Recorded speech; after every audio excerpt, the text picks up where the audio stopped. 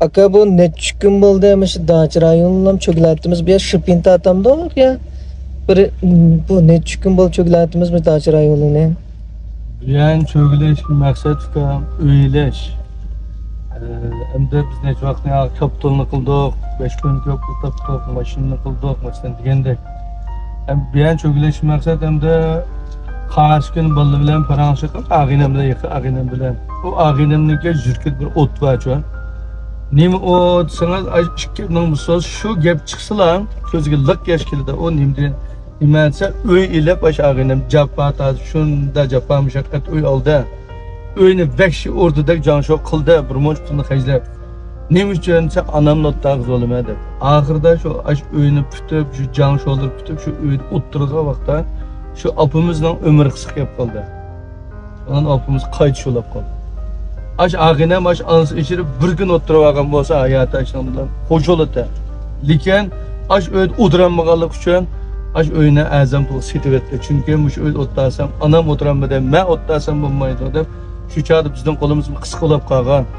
Şu çağda bizim gücümü diyenmedi. Aş öyünü sitivetdi. Ta hazırgı şu gep olap o kaç gözlük yaşkıldı. Kaç gün var. Aş ondan paranış oturup aşım dedi. Adaş senin amda ananım komsa yaş. Hem apımız muşa da ten salametmiş ne vakta.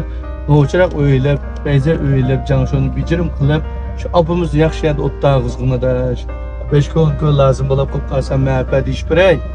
Lekin sen bazı 5 gün kapılığa ihtiyaclık mı emas. Şuna da apımız neymiş da bozmunda Dağcı rayonunda otta kılsam kışınal kop kalsam məhəbbət iş birey. Yani yaş vaxtımızda kılamamız sakınmaydı. Gün 5 gün bicirim tipi boldumanı kılama diye vaxtımızda da vakit yer vermeydik ya.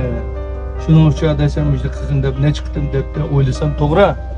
Benim arzuyum şu te hem de hazır canlı köratçılar bek terşot emas. Hemen 24 saat terşot aşo japacık terşotimiz hem de. Gündüz daha, kiç daha. Şunun için şu anamda bir azrak olsun da rahat durmuşka eriştirek. Azrak olsun binden peyze öyle otlağıdır onu kaşkayda araz ba. Lekin hem de bak durum için o şarayet edemem.